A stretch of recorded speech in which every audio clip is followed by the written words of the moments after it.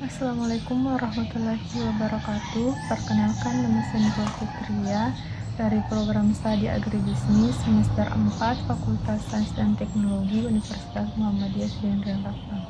Baiklah, saya akan menjelaskan materi perkuliahan Sistem Informasi Bisnis. Pokok bahasannya yaitu nilai tambah dari Sistem Informasi Bisnis dan subpokok bahasannya ada dua. Yang pertama, nilai tambah dari Sistem Informasi Bisnis. Yang pertama, nilai tambah.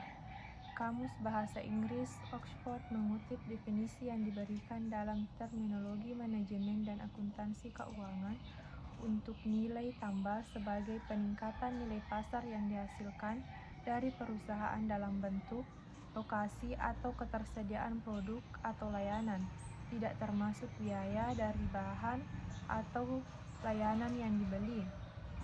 Definisi lain juga dikutip dalam OED mempertahankan nilai tambah sebagai kesenjangan antara apa yang dibayar pelanggan dan apa yang harus dibayar oleh produsen dan pemasok untuk bahan tersebut. Di bidang mencari laba, segala upaya diarahkan baik untuk menghasilkan nilai tambah maupun mendongkraknya, yaitu memaksimalkan kesenjangan antara nilai input dan output. 2. Kemampuan dan nilai-nilai informasi. Informasi karena sifatnya mampu menghasilkan nilai tambah. Yang pertama, informasi dapat dibeli dan dijual. Banyak komoditas yang dapat dibeli juga mampu menghasilkan nilai tambah. Artinya, mereka bisa dibeli dulu baru kemudian dijual dengan harga lebih tinggi. Informasi bukan pengecualian untuk aturan ini. Produser informasi dapat menjualnya berkali-kali. Pembeli pada gilirannya juga dapat menjual informasi tersebut dalam kondisi tertentu. Kedua, informasi dapat digunakan dan digunakan kembali berulang kali. Salah satu ciri khas informasi adalah dapat digunakan berulang kali. Dengan kata lain, tidak seperti banyak aset lainnya, informasi dapat digunakan kembali. Misalnya, beberapa informasi yang dihasilkan atau dibeli oleh individu atau perusahaan untuk tujuan tertentu dapat digunakan untuk tujuan lain, bahkan oleh individu dan perusahaan lain. 3. Informasi dapat dibagikan. Beberapa komunitas dapat digunakan secara bersamaan oleh banyak pengguna. Informasi adalah salah satu komunitas yang menikmati kemampuan ini pada tingkat tertinggi. Ini dapat digunakan dalam jumlah tinggi tanpa penyusutan yang disebabkan oleh banyak penggunaan. 4. Informasi dapat ditransfer melalui ruang dan waktu. Informasi bisa dicatat pada bahan keras, misalnya kertas, logam, plastik, dan lain-lain. Mirip dengan komunitas lain yang berkaitan dengan transportasi, buku dan jurnal materi audiovisual diangkut seperti materi lain. Dibutuhkan waktu dan energi serta uang yang sama untuk menyampaikannya melalui ruang dan waktu. 5. Informasi dapat diproses, mirip dengan bahan mentah lainnya. Informasi dapat diproses sesuai dengan rencana atau program tertentu dan dalam kondisi tertentu untuk menghasilkan informasi baru. 6. Informasi dapat direproduksi. Beberapa komunitas memiliki kemampuan untuk diproduksi dalam jumlah besar setelah investasi awal. Juga dimungkinkan untuk memproduksi komunitas semacam itu di kemudian hari dengan biaya minimum. 7. Informasi dapat diperhalus. Salah satu ciri menarik dari informasi yang meningkatkan nilai tambahnya adalah kenyataan bahwa ia dapat diperbaiki. Biasanya dengan bertambahnya ukuran informasi dari waktu ke waktu dan meningkatnya kesulitan dalam pengambilan upaya untuk memperbaiki informasi, yaitu untuk mengidentifikasi dan memelihara informasi yang berguna dan menghapus bagian yang tidak berguna menjadi perlu. 8. Informasi dapat diartikan, disimpulkan, dan disesuaikan. Informasi adalah komoditas yang dapat digunakan dalam berbagai cara.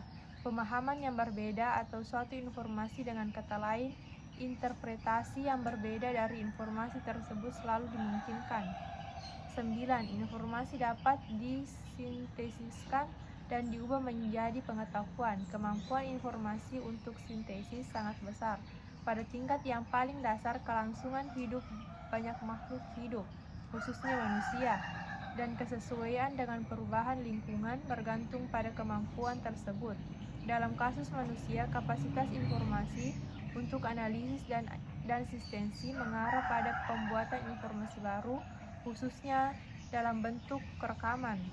Pokok bahasan yang kedua adalah proses, produk, kualitas, manajemen, dan keputusan. Yang pertama, proses. Apa yang terjadi dalam menciptakan sistem informasi adalah proses yang melibatkan sejumlah operasi khusus yang dilakukan secara rutin oleh pustakawan dan ahli informasi. Sebagian besar operasi ini yang dilakukan dengan menggunakan informasi bibliografi menghasilkan nilai tambah. Taylor 1986 menganggap bahwa 3 proses mengarah pada pembangkitan nilai tambah berkenaan dengan informasi. Ini adalah proses mengatur, menganalisis, dan menghakimi. Kedua, produk. Sebuah sistem informasi yang baik akan memberikan nilai tambah kepada perusahaan dengan menambah kualitas produk dan mengurangi biaya produksi. Melalui proses peningkatan nilai tambah berdasarkan karakteristik produk melalui pertama, komponen fisik dan informasi, kedua, panduan dan spare produk, ketiga, pelatihan dan ahli dalam memperbaiki.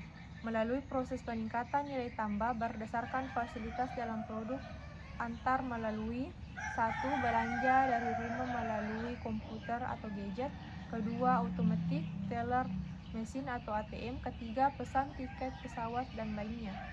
3. Kualitas. Sebuah sistem informasi yang baik akan memberikan nilai tambah kepada perusahaan berdasarkan kualitasnya melalui inovasi serta perbaikan secara terus-menerus sehingga dapat pertama, meningkatkan kualitas proses, kedua, meningkatkan kualitas produk.